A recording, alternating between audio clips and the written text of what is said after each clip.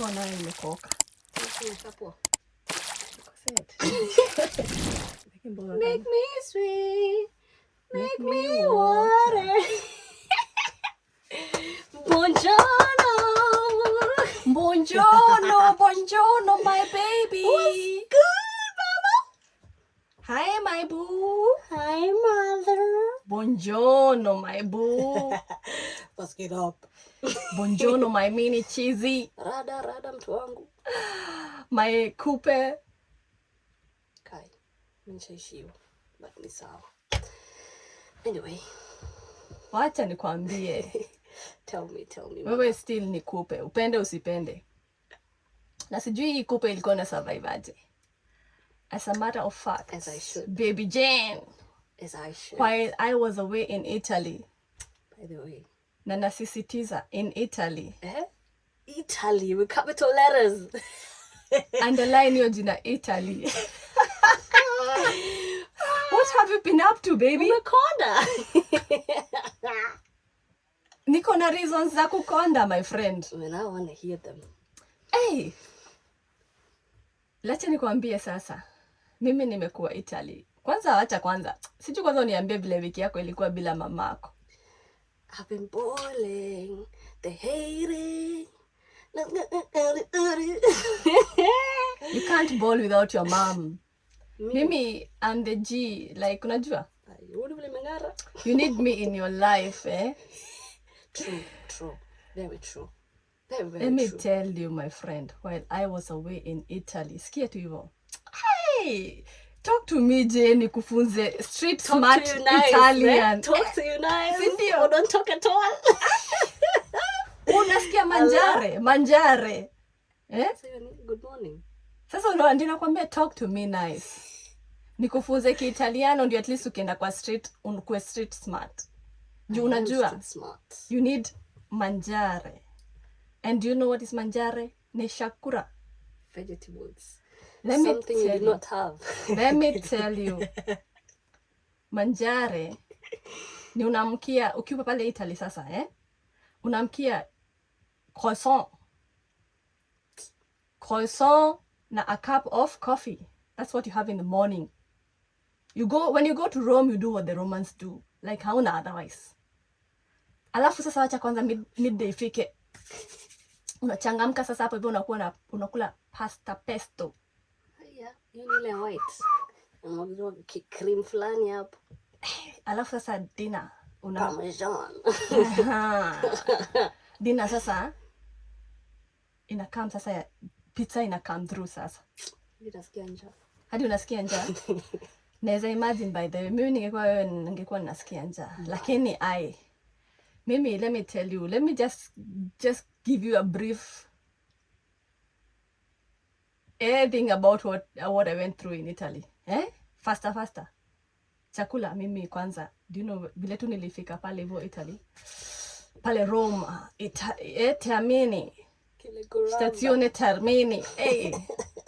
One night nikaspend hapo hivyo juu kuzi yangu alikuwa anafanya kazi. Mimi najua sasa kwanza hii hoteli venye imenikosta dime. Na I hope hiyo breakfast yani nimeitime mbaya. Ngoja. Umesikia vile umerhyme? Dime. Time. Ni effects za nini? Kitaliana. Ama niko kubata. Sasa mimi nakwambia sasa nimespend already a night Italy. Sasa mimi nasema this breakfast better be a hit. Nateremka downstairs naenda kukula breakfast. Sasa in my mind I'm like, mimi nangoja kuona. Sasa acha ngwashe, hata ngwashe. I wish hata wangekuwa na ngwashe. Mimi nangoja kuona English breakfast, kitu oriental, unajua kitu yani mali safi. Hallelujah. Mimi nafika hapo hivyo na salimiwa tu na croissant na kazini yake mkate hapo hivyo toast. Alafu naona sorts of different cakes, yani I'm like what? Two veggies naona tu tunacheza kwa umbali tu. Now I'm like damn. These people want to kill me. Yani the diabetes in my head is like ina spike tu skari yangu to another level na hata sijaanza kukula breakfast. Mimi say, where are the baked beans? Where are the sausages? Where's the bacon at? Where are them veggies? Grilled veggies. I'm like, damn, no. If you go to Rome, you do what the Romans do. So the only thing that was grilling was you. Jua. That was good. Come on. So Mimi, Jane, That was good. Mimi nachukua croissant, na nachukua coffee, na nikapack tu keki tu ili tutatu hapa hivyo, and I call it a day, man. A day. That's how the food was in Italy. So ukira nimekonda hivyo, you just know ni kubaya. Cheze chini. Can I give you a story? Lakini sasa acha nikufunze kitu moja about Rome sasa. Don't do what the Romans do. Not just because ati wanasema just do what the Romans do. Don't litter. Hiyo station ilikuwa chafu sana. Cigarettes wamevuta pale hivyo block sewer line. Almost. So nikasema no. And another thing, mimi machupa zangu za maji nilikuwa tu naziokota. Only to find out that hakuna recycling system. Sasa mimi kuzangu ananisho, hizi tutatupa tu. So I'm like, damn, I'm in the first world country. I expect this. The ghetto. I'm in the ghetto. Sasa mimi nasema hizi mashilingi zangu sasa ndazipeleka. Hii pesa bana. Ujeru ni pesa bana. Hii 25 cents. Na nishakota kadhaa. So I'm like, mimi naenda kurecycle hii ni turudishe ba 25 cents zangu bana. What? If bad. It was that bad, man. It was that bad. And I don't know what now the Italians did to veggies. Like, vegetables and Italians, yeah? They cannot stay in the same WhatsApp group. The only vegetables that are allowed in that group. Tomatoes. Whichever. Otherwise, it's not a joke. It's healthy though. I love manyanyas. Mimi nawambia, ushai crave veggies. Nilikuwa naomba what? Sikuwa miss ati ninaweza chilivi siku moja ati na miss veggies. Hiyo ni kama jokes bana. Nani ana miss veggies? Of course mimi na miss veggies. Surely mom, umeenda 5-star hotel. Unapewa pizza, etc. But uta crave vegetables. Mimi na crave veggies. Mimi nakwambia, in fact hata Italy ndio unafaa uende sasa. No. Medical bag yangu sitaki kuona hizo sijui lettuce. No. Carrots, sijui kitunguu. Mimi ni Mkikuyu. I need them veggies. Leave that in the kitchen. Ati. Lakini sasa mimi siwezi understand mbona wa Italiana. Unajua wako rated wana grow more than 90 years plus. So wako na secret out there how to eat so much wheat and still not add weight. Juu si kuona wase wati wame add weight at ile excess ati wakitembea kwa barabara. Me just so normal human beings. Okay, I'm even using data of what I observed in Roma and in Florence, you know? Sasa I'm like thinking, how do people consume so much wheat products and they're so fit? But one thing I can assure you is, pale nyumba zimejengwa kwa milima, nini. Sport. Tumeenda shopping ya kuzangu. Mimi nimekanyaga mlima. I'm like thinking, okay, no wonder ile chakula sha digest already. The pasta ina digest through the pesto. Ina could digest. But anyway, the Italians should for real tell us why they say so young and also they grow so old. It's a mystery to me. What's the secrets? Yeah, I thought it was because of eating, you know, veggies, such kind of things. Nyanya, you mean? Ama ni kawain. I think ni kawain. Kavino. Kaita kavino au kanenda au kanini. But apart from that, that place was so good to me. The weather. Nilifika tu hivi. Nikapeleka vitu zangu straight kwa nini? Kwa hotel. Nika check in. Miguu zangu zina burn. Mimi nilikuwa nimevaa warm. Mimi ninadhani Italy ni kama tu weather ya wapi? Hapa. Ya Hamburg. Unajua Hamburg is so moody. Yani kazi tu nyesha. Bipolar. Mimi wacha nikwambie Jen. Niliweka tu bag tu kwa room nikakimbia kutafutana na sandals kwa street. The sun was sunning like nobody's business. Shine bright like a diamond. Mimi nawambia nilinunua them sandals faster. I was like, wow. 30 degrees plus. 30? I'm not joking. Even at the moment right now, Italy bado enjoy summer. Then there's us. Ebu angalia weather ya leo Hamburg. Kunanyesha tu. So, and also now another thing that I loved so much about Italy, before we get straight to the next episode, hii intro nayo kuna maneno mengi. Yani ushawahi ona art. If you're a lover of art, utapenda hiyo place sana. Yani that place is so beautiful. Wametengeneza, wako na art ingine ina fascinate mse. Rome ilikuwa so beautiful. Nikaona Vatican kwenye popo anaishi. Ndio cathedral. Nilienda na nikacall mamangu nikamuonesha modo wa kanitha Shosho lazima ningemjua. Angalia kwenye watu wako wanakuanga wakiabudu. Tafuta huyo pope. Karibu ningemtafuta mwambie gotea mse wako. Gotea fan.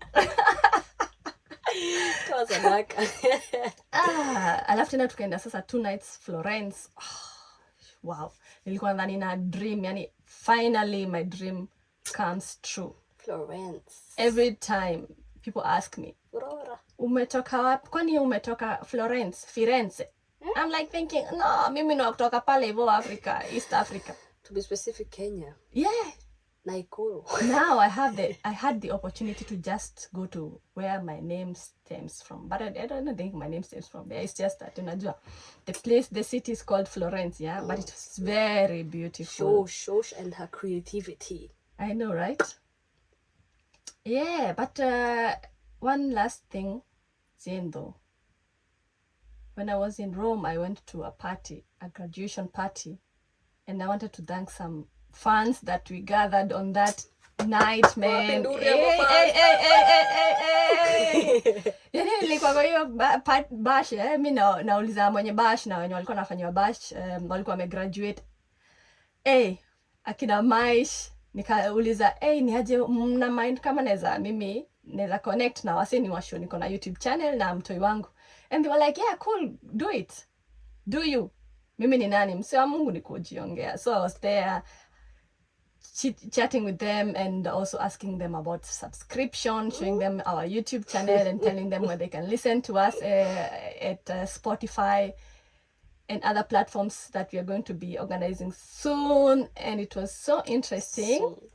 Yeah, so we gathered some fans from Roma. Na mwana ulikuwa unanipigia usiku unaniambia, "Jane, hadi tumefika 120, Jane."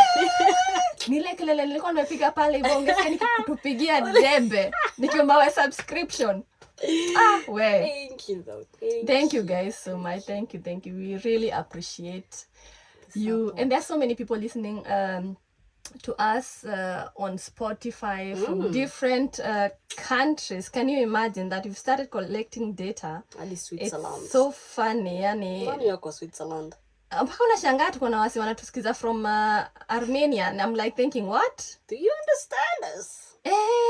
But still it's good. Maybe kuna Mkenya ako uko hivyo. Anyway, we have listeners from Germany, from Kenya, from Italy, Egypt, New Zealand, United States, Australia and Armenia. I'm like thinking, wow, thank you guys for listening to us, and we really appreciate you. Anyway, that being said, I don't know what you were doing while I was away. Would you want to touch up on that as we kickstart? I was studying. You were studying? I was studying. I had exams. The fact that I'm seated here is a privilege. Just saying. For real? Yes, Mama, yes. Yes. Wow.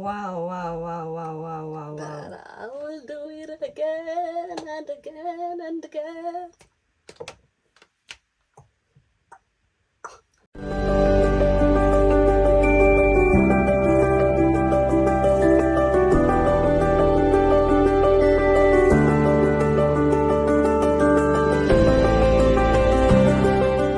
Flo hapa hivi. Jane. And this is Chameleonaire _culture. Let me do it. 254. 254. And that's the gang. Unapenda kuchocha sana. Anyway, guys, today's episode is a touchy one. It's an episode that is very dear to me. And what to expect on this episode is basically the tribute to Shosho, the G.O.A.T. In short, G.O.A.T. yes, your great grandmother. Okay.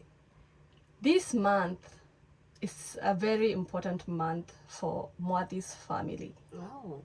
Yeah, because Shosho passed on the 14th of October. That's next week, actually. Yeah, that's next week in a couple of days. So I thought it's good to just, take 1 minute and appreciate this woman who means a lot to me. This has been 26 years down the line. And this woman, back in the day, you can imagine, right now I'm 37 years old. That means she died when I was 11 years old. That 11-year-old girl looked up to this woman as she is my role model. She is my everything. Mm-hmm. After God, she comes into play. So you can imagine an 11-year-old girl,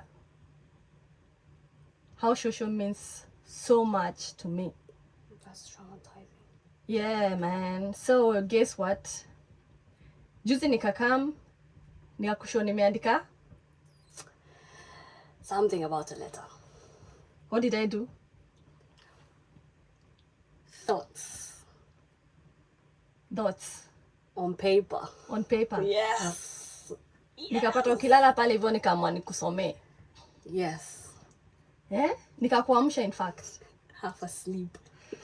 Sasa gili nimechill hapo hivyo nimeamka, as in thoughts zinaanza tu kurun into my mind na sijui ni kwa nini. So mimi I'm like, let me just put my thoughts into paper, pen and paper, I just think, okay, this is a story that, oh my gosh, it's just into lingering in my head, and I'm like, let me just write it down.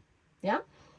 And I'm just going to read it the way I read it for you, so that you can get to hear my loud thoughts of my grandmother, the G.O.A.T, Najua, the greatest of all times. My grandmother plays a very big role in my life, and it will make sense because we can't miss this part, since it marks a very important transition on how I moved from living to Nakuru to living in Nairobi, where I now got to know your dad, whereby now you come into play. My dad. That's why we can't just miss this part of the story, okay? Yes. And I also want to give you insights of how my grandmother used to be, and so that you can just have that idea of this powerhouse that means so much to me, and it's very influential in my life, and it is what it is. You fine? Tissue, bana, tissue. Hatutalia leo. So, I wrote this down. The burn in my oven at mid 15 years. That time I realized I had an oven. I did not know that I could bake. Thank God the cake turned out great. Ooh, I love that. Hey. Where and how it all began. It was the year 2003, May 19th, around 5 a.m.-ish in the morning. The child of God, aka Baby Jane Mudhoni Nyambura, was born. I can imagine questions lingering in your minds right now, such as what is going on in the mind of that 15-year-old girl from Nairobi, Kenya, by the name Nyambura. With no further ado, let's find out first and foremost how I found myself in this beautiful, messy situation. For the purpose of background context, I was born in Nairobi, but raised in Nakuru County at Mangu, Menengai West.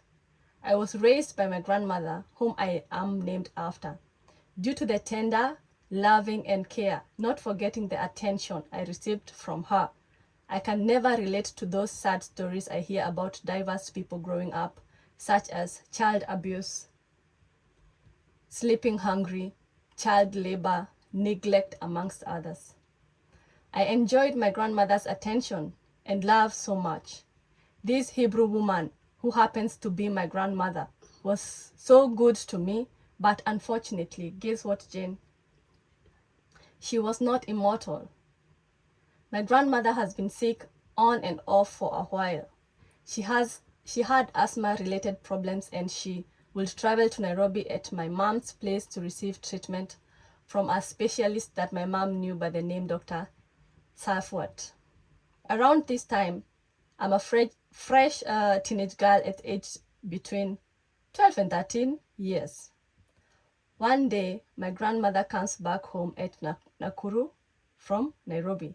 This time I could feel pressure and intensity from my grandmother's homecoming.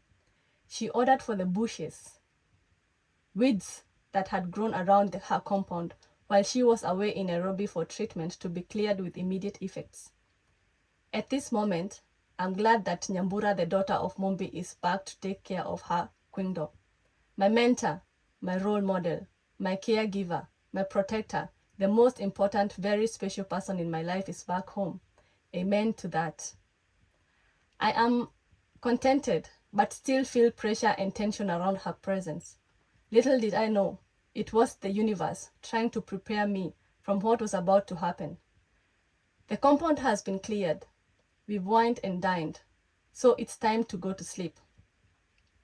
On that particular night, around 3 a.m. in the morning, I hear my grandmother calling out loud, and I quote, "Fulora, motiokirena nego kwaderakwa," meaning in English, "Flora, wake up guys, I'm dying," and in Swahili, "Flora, amkeni kwa sababu nakufa." The way I jumped out of that bedroom remains a mystery up to date. At this point, my uncle, the mathematics teacher, who lived at the same compound, had already received the news. Everyone that happened to be in that compound is rushing towards the living room, where my grandmother happens to be. We are all welcomed by a picture of the most powerful woman that I've ever known, short of breath, lying on the sofa. We all surround her with desperation, not knowing how to act, where to start, and what to do. These were the last moments. The time had come, the moment of bitter truth. As we all know, the truth hurts, and that's how my grandmother bid us a fond valediction as she moved on to the next phase of her life. She passed away at the age of 64 years in hindsight. I can state that for a fact that the quote of good people dying at that early stage is very true, according to my own perspective. Her burial marked the beginning of the new era of my life on my own without my grandmother. The era of revolution, also known as the era of how I belonged to the streets. In other words, the era of raw data collection and self-analysis. This new era basically entails details of how I was revolutionized and welcomed to the real world, a world I never knew it existed, having lived in my own realm under the protection of my grandmother. Gosh. Calm down. Calm down. Tissue. Tissue. Wow. May her soul rest in peace, Grandma.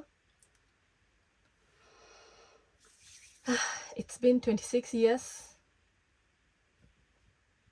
And yeah, it's crazy. I didn't know that. Okay, normally I know that I miss her so much. But trauma. Oh, I need to get back to my senses. Iko wapi fan? Tungefungua fan. Iko ikichapa hii kitu. The AC, man. Wow.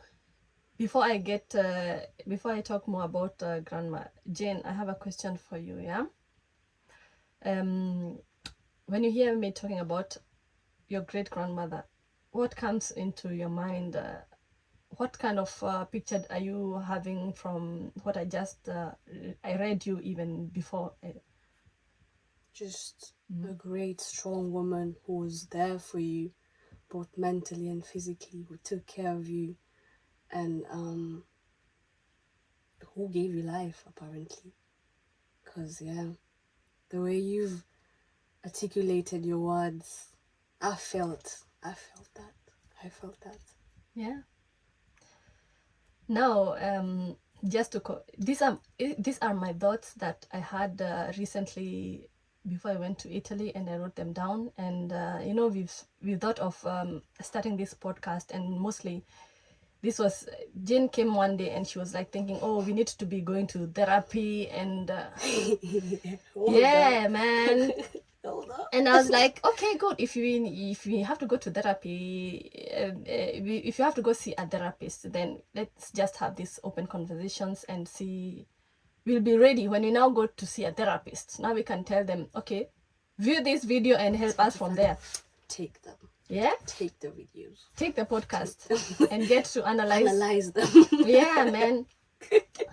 So after writing all this down, I now gave my mom a call, and we got to chat yesterday, and she was telling me now some insights about how my grandmother passed away, and she reminded me some stuffs that I can't even, I had not even, I even forgot that they happened, Now my mom told me that I was with my grandma all along as she went to visit her in Nairobi for her last treatment. I had already forgotten. In fact, I thought I was at home just waiting for her to come back after the treatment, So, but I was with her all along, and I didn't even remember. Those are parts of my life that I had already forgotten. But thanks to that call, my mom could remind me of the fact that I was with my grandmother. And I remember being with my grandmother so much because she was so influential to me, and she alini sustained all along.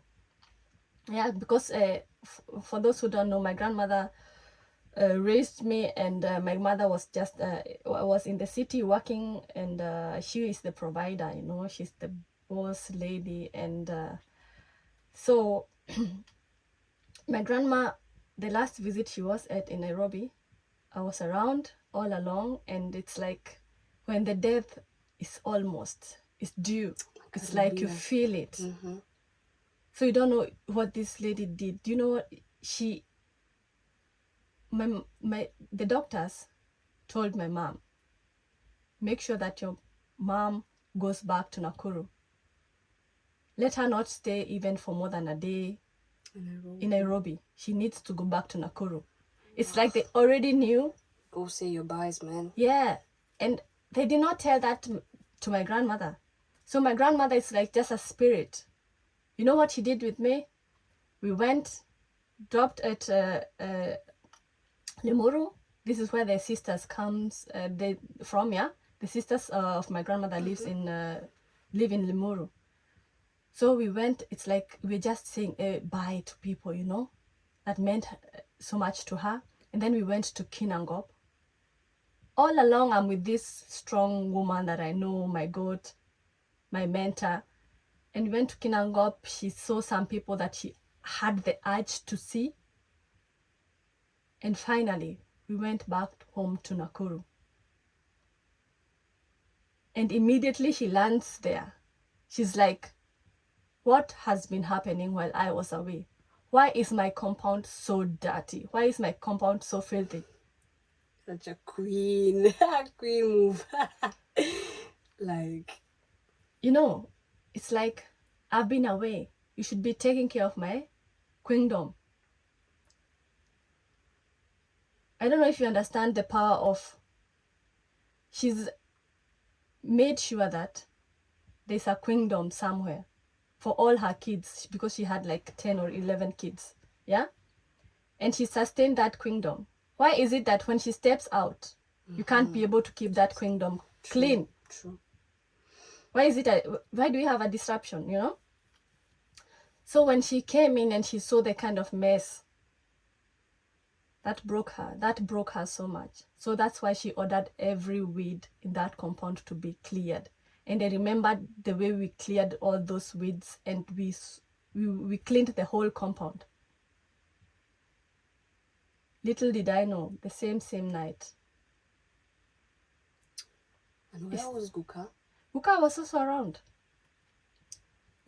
around. So according to Mom's story, Shosho felt the urge of going to pee. So when she went out, you know, the way upcountry is built, toilets are a bit far outside, and it's dark. It's around 4 a.m.ish. So ni kuchuchuma hapo hivyo nje na ukojoe, urudi nyumba kwa ndani ya nyumba kuna giza totoro, ama inaitwa giza gani? Totoro, as a matter of fact. Sasa wewe unadhani unaenda kukojoa wapi? Kwa hivyo unaweza pata na kimwizi, koja hapo hivyo nje, urudi kukalale. Kuna tissue. Tissue ni panty yako. Ai, ukisonganga. Sasa Shosh akiwa kwa hiyo position, it's like she couldn't come up. That's when she started now calling my uncle, the other uncle of mine, Guka, and now us, the cousins, for help because she couldn't come up. And that's why we were all rushing. Akasaidiwa, akawekwa kwa nini kwa sofa. Like I can see that picture so vividly that it's crazy. Ni kama tu ili happen jana.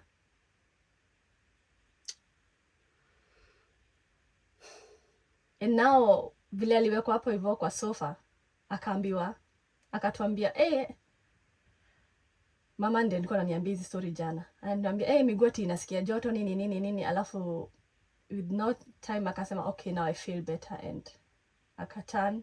That's how she passed on. So you all were surrounding her? We were all there, man.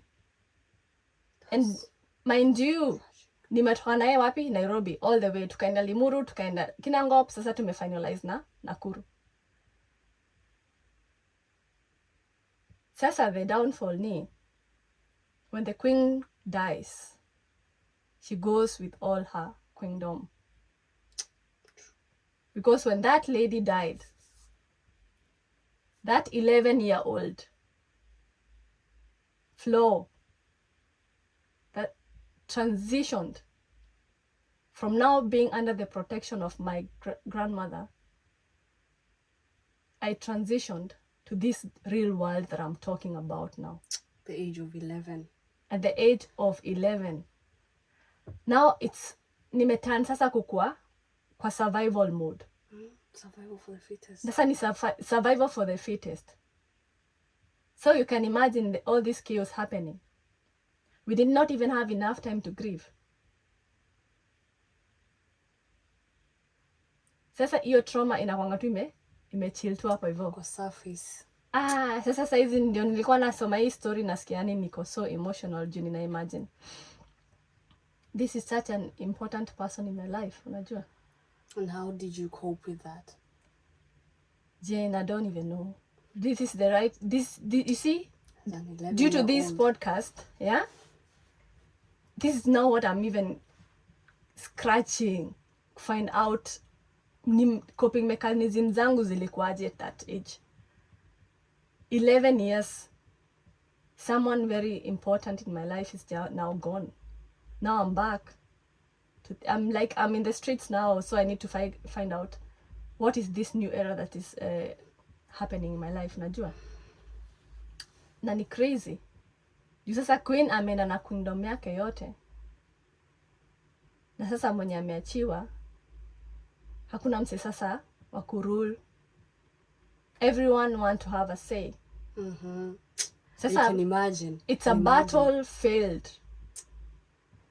Ocha kulitan kukwa a battlefield, somewhere that was very peaceful, somewhere I knew home. Gakutan kukwa battlefield. Sasa ni mwenye mnasikizana na yeye, msikizane na yeye, mwenye mnataka kufight na yeye, mfight na yeye. Hakukuwa na ile ati there's someone up there who is a leader now, who can guide us. Hakukuwa na hiyo guidance and all that stuff. So ni survival for the fittest. Ilikuwa ni crazy. Na Guka alikuwa wapi? Guka was there. Lakini sasa unaona, the queen was the one running the kingdom. Even after that, because the Guka had no skills of running that kingdom. And the way I thought he was doing it well. No, just as however you came later on. Unajua, after I had moved, now I have moved from living to Nairobi to from living to Nakuru to Nairobi. But we shall touch on that on the next episode, how I transitioned from living from Nakuru to Nairobi. Now I want to give you a story about my Shosho in short, so that you can have a very good picture of how this woman was to me. Champion. The champion, yeah? Shosho wakes me up at around 11 p.m. Kila mtu ashaenda kudoze. So I'm like, ai Shosh, si tumetoka kujekelea tu saizi wache tudoze. Ambia wewe ukira, come, twende. Something, mbona Shosh ananiamsha? I'm like, but huyu ni msi wangu. She knows what she's doing. So mimi namfollow. Tunajipata tuko jikoni. Nashangaa Shosh anachambua majivu na kuna moto. Unajua the way we preserve fire in up country is different. If you're at up country, you put ashes on the coal that are still burning, so that at least in the morning you still have some motor left to light the fire. Naona kuna hiyo chuo fulani mrefu. Hiyo ni ya kupuliza. Sasa Shosh anatoa sufuria, anachoma mayai kama 6 hivi. We are on a mission. Shosh amesema hakuna kulala kama hatujakula proteins. Mind you, kila mtu amedoze. Kila msi amedoze. Mzee wake Guka amedoze. Guka Amedoze. Makuzo zangu wote wamedoze. Kila msi amedoze. That's bad. Yani that G of mine, besides Flo, hizi mayai nilikuwa nimeokota the whole day. Zenye kuku zilikuwa zimetaga. Tunazikula just me and you. And then we go to sleep. We cooked those eggs 11 p.m. Tuka kula. Shosh akaosha sufuria. No evidence. No evidence. No evidence. Alafu unaniuliza tabia zingine nimetoa wapi? Mimi na evidence. Nah. Clean up the evidence, my friend. Hakuna proof. Wase wanaamka and we go back to sleep. Wase wanaamka morning. Nothing happened here. You act like nothing. Nothing happened. Tulienda na nyinyi as a matter of fact kulala. Yeah. 11 p.m. Yeah. Yani, it's not even about even eating eggs or something. It's about the kind of trust and the kind of relationship that I had with this woman, this powerhouse. I remember cases such as how I would wake up in the morning. Everyone goes to school. Maybe they had tea. If they had tea with sugar, I don't even know. What I knew is I'll be the last one to leave the compound to school. Why? Because Shosh is gonna cook me tea with enough milk, sugar, and bread. Luxury. Yani nilikuwa nimewekwa kama mimi ndio last born wake. Alikuwa ananitreat in a way that siwezi hata explain. The kind of love that I have for this woman is unbelievable. And it's been 26 years now down the line. And still, I miss this woman so much. Now and I feel, I wish angekuwa tu alive. I give back to her. I hear you. Yeah. I hear you. And I just want, because on the 14th, that marks the day she died, on the 14th October. And I just wanted to take a minute to appreciate this big house, this powerhouse. Watu wengine wanaangalianga up to people like Queen B, Queen Beyonce. Sasa mimi Queen B wangu ni Shosh. And she means the world to me. I feel her presence wherever I am. And yeah, I just want to let her know wherever she is up there. I turned out great. It was crazy when she left. Yeah. But all that I went through has a meaning. And we shall be breaking down every process until where you comes into play and afterwards up to where we are right now. Today we just wanted to give a tribute to Shosho because she means so much to us. So much. I was even talking to my mom and I could just feel the way she's almost to tear. And you know my mom and feelings. Shosh, surely. Hadi I love you, utaniambia. Ni mimi nikwambia wa kwanza. Na ni nini inakuanga na shida ya mama yangu na yeye? That woman, the I miss you, when that I miss you comes out. Ni kuzuri, za But siku hizi ana try. Siku hizi Shosha, siku hizi mamangu anasema I love you back. Hadi ananiambia Jane nilikumiss. That's why I'm calling you. That's new. That's new 2.0. Shosh bana. Kabla Shosha kwambia tina kulove. Na kumiss nayo atakwambia. Mimi nataka kuunderstand. Walikuwa wana grow aje? Yani Shosho, my Shosho maybe never used to tell the little ones. But you know now they grew in another era. Saizi at least we are breaking those norms. Unajua? Yeah. We are breaking those norms to an extent that naweza kakuita my boo, my baby, my coochie pie, my coupe. And I tell you that I love you and I look into your eyes and I tell you that I love you and I appreciate you. So that we break those norms. Please, niko na mascara. Hey. I don't want to cry. No. You know, I don't want to project. If my mother didn't tell me that, I don't want to not also tell you. Sawa. Breaking the bad habits. Today I just wanted to give you an insight of my grandmother. Na the moral of the story ni to what I have observed. The kingdom, I don't think the kingdom is going to come back. But I hope that, unajua, that kingdom is like when she died.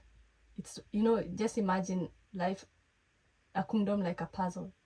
Ilikuwa imekuwa put together, and when she passed on, it got scattered. It got scattered.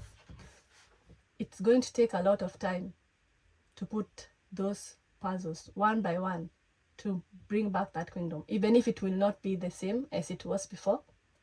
That's what I keep on praying for, that all the people that belonged to that kingdom that she started, because we have, how many generations do we have because of her and my grandfather? Ziko kadhaa. Ni generation gapi? Hata I think the 4 or 5 there. So you can imagine. My Guka died 2 years ago and he was 90 something ish, 96, 97 hapo hivyo. 96. Yeah. What I know is about Shosho and the kingdom and clearing the kingdom. We have to clear the kingdom and clean the mess. I think sometimes I just want to tell you some insights. Be in a position to always be attentive and observant. Saizi tunalive kwa ile life yenye we are so much on phone that we are not even attentive to what is happening around us. Sasa you can imagine how Shosho felt when she was away. Only to I think hata haikuwa ni 1 week. Only to come back and find out her home, her kingdom looks a mess. You know how that saddens me? And you can deny yourself blessings by not maintaining what someone else have worked so hard to get. And there you are, not taking care of what they have achieved so far.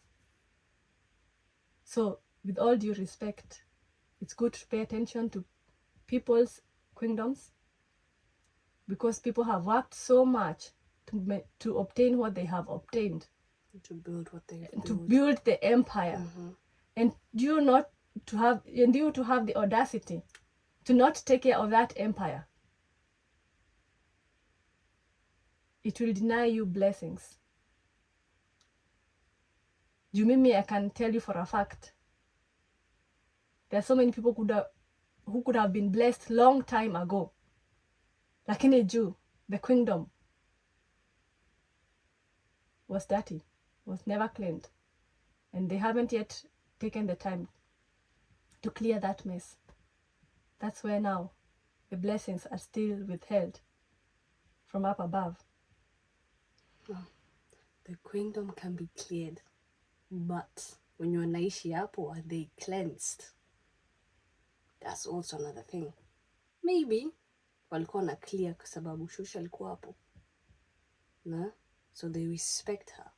But when she was gone, they thought, wow, she's now gone, wacha tutawale. So I'm saying, kama place ilikuwa isharibika, saa zingine si mpaka ukuwe na hope, si must. Mimi naona it's good to have hope. Juu sasa I'm named after my grandmother. I'm the first grandchild who is named after this powerhouse. So mimi nataka kuona that kingdom coming back, because I can see how this woman struggled to build that empire. My grandmother ni ule msee na wish kuaspire kukua half of what kind of a woman she was. Just half. Juu for me, kuna vitu zingine alikuwa na do. Saizi nikiweza kaa chini, I'm like thinking, wow, Shosh, I would aspire just to be 50% of who you are. Things such as Meguka was the most calm and collected human being. But yes, he used to drink, which I don't take that for, not just mimi sitaki kusema ati ni vibaya. No, that was his leisure and that's what he used to love. And how many times have this man come back from wherever he was home and he's being served a meal? Sijawahi sikia Shosho akitetesha Guka ati wewe mlevi, kwenda rudi kwenye umetoka, sijui nini bla bla, haupati chakula huko.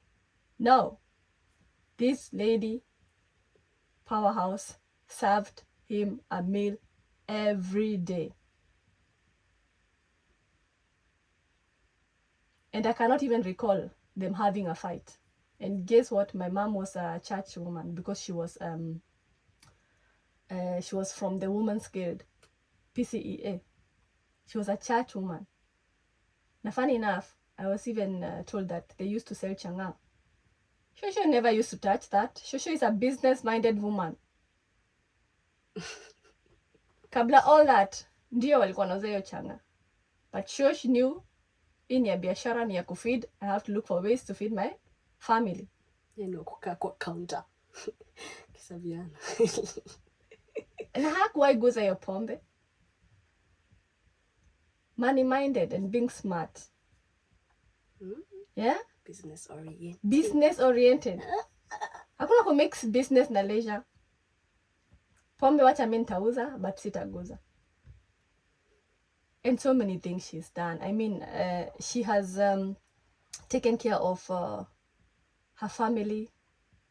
Like I told you, she had 10 or 11 kids. And on top of that, she took in all the kids that her kids had given birth to. And we had to coexist in that place, and it was fine. Everything was running smoothly. Hakukuwa na chaos mingi, because the queen akiwa, there are rules that have to be followed. Akiwa. Na zilikuwa we used to follow those rules. Mimi nakumbuka siku moja tu ndio ati nilichapwa na Shosho. Na amenipeleka shule nikiwa standard 3, ati nikachapwa hapo hivyo, nikisasumua. That's the only time mimi na recall Shosho akinipiga. Otherwise hizi siku zingine zote. Na still that doesn't make her less of what I think about her. I still love her so much. Unajua kuna ile discipline. Una discipline mse. kutoa nini uchungu yenye iko kwa heart. Sasa hiyo inakuwa ni discipline ya something you're taking personal. Unajua ni kama umekeep grudge. Na kuna ile discipline ya mzazi anatry kukudiscipline out of love. Juu anajua you will understand why she did that. Na sasa kuna ile discipline you can never understand why someone was even disciplining you at the first time, because it's not adding up. Yeah? Sasa to finalize, Shosho nilikuwa namlike na I just thought of a song ya Harry Kimani inaitwa Haya. Ni ya Kikuyu. Gosh, I thought I would sing, man. Ushai chilivi. Harry Kimani aliandika hii song juu alikuwa anapenda dem sana. Alafu akajiuliza, sijai appreciate you dem enough. So akasema, wacha mimi niandike song. Na hiyo time akasema, haya. What? Like, sijai all this time ndio namhit. Haya. And that's how this song came about. And you know the song, nitaisema na Kikuyu and then nitakutranslate here. Yeah? Anadaiaje? Ate, nowe tu nyendete. It's you that I love. Wedo wakwa, no ohe, tene na tene. Your love, nipatie. Like it's like forever and forever. Sijui Kikuyu mzuri kutranslate, but nitatry, Matuko makwa mothe, omothe rosho na okay. All the days of my life, today, tomorrow, and the day after tomorrow. Goro eraiga tu, toke harewe. My heart says, we come to you. Gutire kindu kiega ta wendo wa ma. There's nothing good like true love. Moiretu we mwega, we gorota ya mwana. Girl, you're so good. You have a heart just like a child. We modo, we otana, we mweditwana. You're such it's someone who likes to give. A giver. And you love children. Twana is children. Utire modo ohana tawe. There's no one who looks like you. Yeah? And that's why. That's a cutie. That's some my cutie. Grandma is unbeatable. Unstoppable. She's unstoppable. The Black Panther. She's my Wakanda for G. Oh, I love that one. I get you. Yeah, man, guys. Why did we do this session? Like I said in the beginning, this session is very important. We can't miss out on this part. Because now the next podcast will be about how I transitioned to going from living in Nakuru to Nairobi. And now that's when Jackie Chan, life na mimi sasa tunaanza. Ati Jackie Chan. Tunaanza sasa kupambana. Sikuwa najua karate, my friend. Until that time. Nilikuwa revolutionized. Yeah, guys, thank you so much. What did you learn? By the way, what did you learn from this episode of today? Don't take people for granted. No. And personally, I did not know my great-grandmother. But judging by what you've said about her and what you've written about her, she's a nice G. She's a nice G. Thank you very much for taking care of my mom. Would you wish to have met her? Oh, for sure. Pia nataka kukula mayai bana. Because I'm pretty sure she would love me. She would have loved you, for real. Guka loved me, yo. Just imagine. Guka? Yes. That was my G.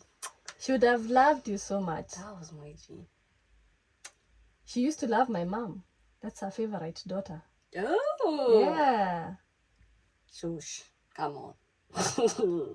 Lisemwe. Lisemwa lisisemwa, that's true, that's a fact. Kina nezipenda short. Mimi napenda short sana. My mom, yeah, she's short. such a humble woman. Oh, very, very. I have now a question, yeah, before we wind up. Do you have a role model? Do you have a mentor? Who do you look up to? You know, I used to say my mom. Really, really. I used to say my mom, but now, wako wawili. My mom and Shosho. Don't make me cry. I can say 5, but let's stick to 2. I know. Why am I your role model? No. Ukianza andika pia mimi hiyo paper and pen. In a nutshell. Sawa. Tumalize hii kitu. Sawa. Just by how I grew up, the way you'd come to Kenya and sacrifice a lot, the way you even came to Germany and worked hard just to pay my school fees, just to give me a roof, etc., clothes, shelter, and you never gave up, you know. You really never gave up. Hadi nikiziona picha zako, there was this book that you had, yeah, I still have it. You had pictures of me when I was little, and then you'd write, "Oh, I miss you, my baby." And she was in Germany also writing this, so I would see your pictures there also, and you were so skinny. Oh, you were so skinny, and we would see your transition from being an au pair merchant to au pair girl, au pair girl to doing your apprenticeship, etc., etc., and you never gave up. Yeah, that's the motto. Don't give up. Don't give up, because Mama, you've really sacrificed a lot, and also just the little things, you know.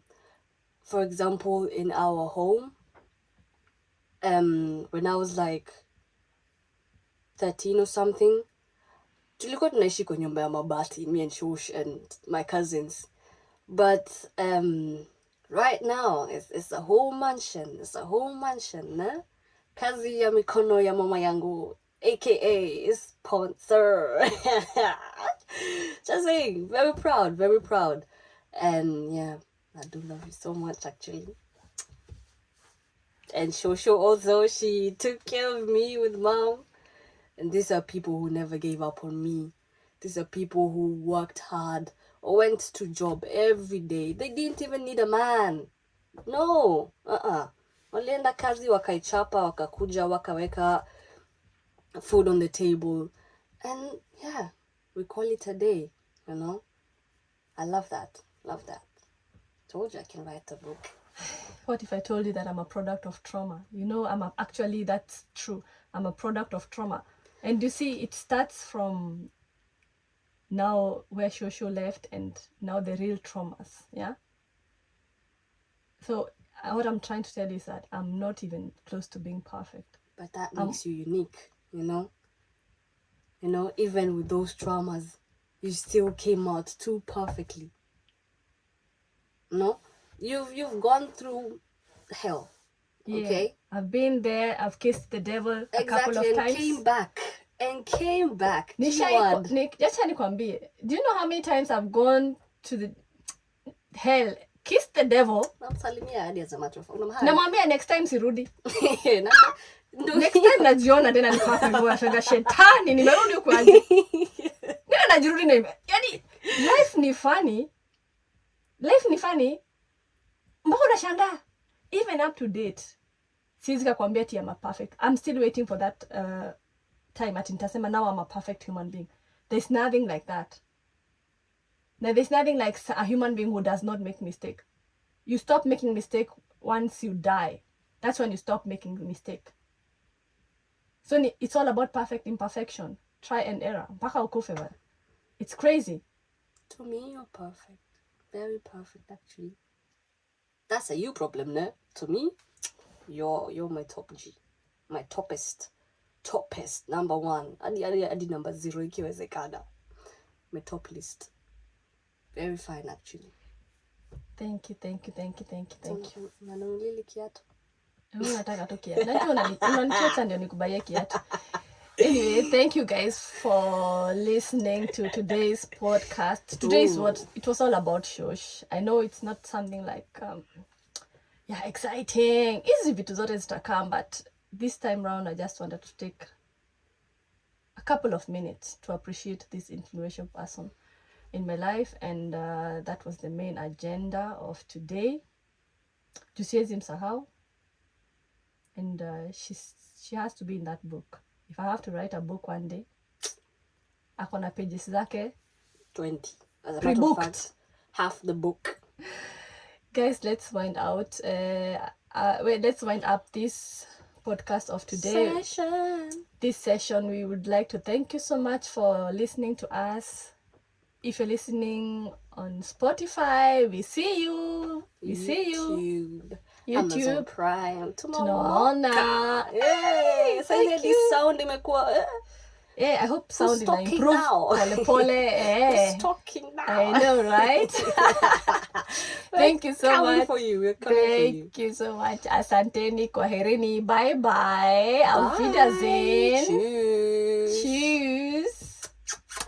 Chameleonaire 254. Enda Fanya nyumbani. pamoja. Lazima ni practice. 2, 5, 4. And that's the game. You'll show me. Cheers. Nitajifunza. Bye guys.